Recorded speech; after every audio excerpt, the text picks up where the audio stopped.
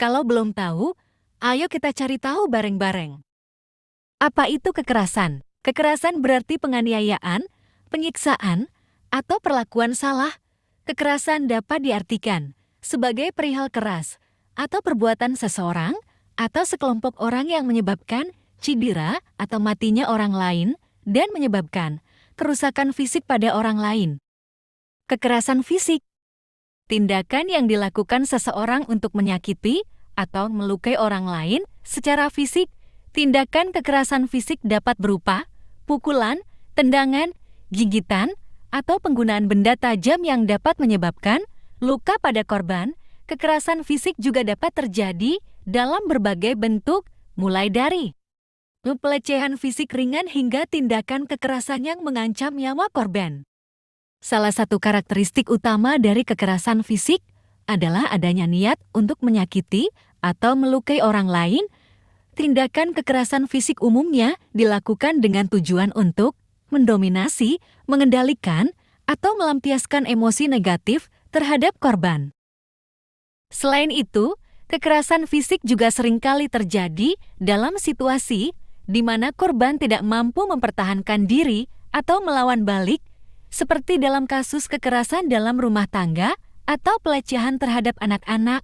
Hal ini membuat kekerasan fisik menjadi salah satu bentuk kekerasan yang paling merugikan dan membutuhkan perhatian serius dari berbagai pihak. Apa kalian mengetahui bentuk-bentuk kekerasan fisik? Ternyata ada banyak loh perilaku yang masuk ke dalam kekerasan fisik. A. Penganiayaan dengan cara memukul, menendang, menikam bubi, perkelahian, bentrokan fisik, pertarungan antara dua atau lebih individu yang melibatkan pukulan, tendangan, atau penggunaan senjata. Kekerasan kelompok, perkelahian yang melibatkan banyak orang. Seringkali terjadi dalam konteks gang atau kerusuhan. C. Pembunuhan. Pembunuhan berencana, tindakan yang direncanakan sebelumnya untuk menghilangkan nyawa seseorang. Pembunuhan spontan, tindakan yang dilakukan tanpa perencanaan sebelumnya, seringkali dipicu oleh emosi atau situasi tertentu. D. Pemerkosaan. Kekerasan seksual, tindakan seksual yang dilakukan dengan paksaan, fisik, atau ancaman kekerasan. Pelecehan seksual, tindakan yang melibatkan kontak fisik yang tidak diinginkan atau paksaan seksual, eksploitasi ekonomi. Pekerja paksa, memaksa seseorang bekerja di bawah kondisi yang tidak manusiawi untuk keuntungan ekonomi pelaku.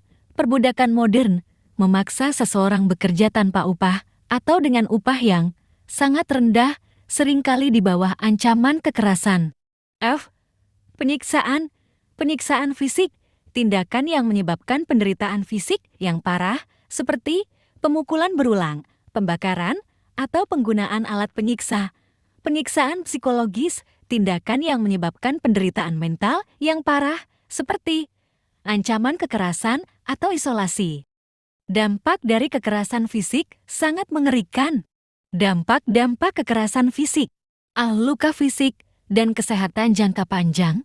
Kekerasan fisik dapat menyebabkan luka-luka serius seperti memar, patah tulang, dan cedera. Dalam luka-luka ini seringkali memerlukan perawatan medis yang intensif dan dapat meninggalkan bekas atau cacat permanen.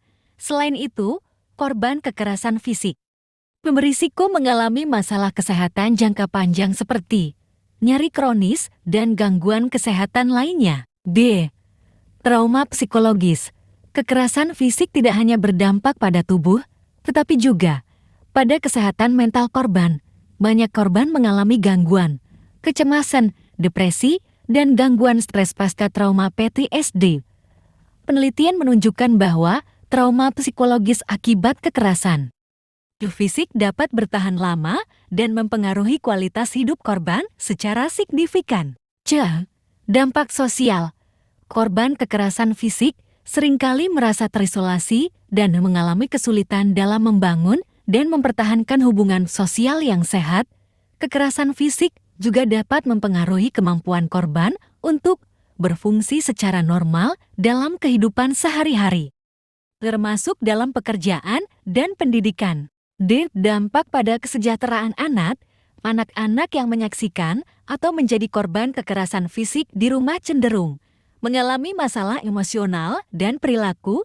Mereka mungkin menunjukkan tanda-tanda kecemasan, agresi, dan kesulitan dalam berinteraksi dengan teman sebaya. Penelitian juga menunjukkan bahwa anak-anak ini berisiko lebih tinggi untuk mengalami atau melakukan kekerasan di masa dewasa. Selanjutnya mari kita bahas mengenai kekerasan verbal dalam komunikasi. Siapa di sini yang pernah ngalamin kekerasan verbal dalam komunikasi? Apa sih pengertian dari kekerasan verbal dalam komunikasi? Kekerasan verbal dalam komunikasi. Kekerasan verbal terjadi ketika seseorang menggunakan kata-kata yang merendahkan, menghina, atau mengancam untuk menyakiti atau merendahkan orang lain. Bentuk kekerasan ini meliputi secara terus-menerus mengkritik, menyebarkan rumor yang merusak reputasi, mengancam kekerasan fisik atau seksual, atau menyebabkan rasa takut dan teror. Kekerasan verbal dapat sangat merusak dan dapat memiliki efek jangka panjang pada kesehatan mental, kepercayaan diri, dan hubungan sosial korban. Siapa di sini mengerti bentuk kekerasan verbal dalam komunikasi? Itu seperti apa sih?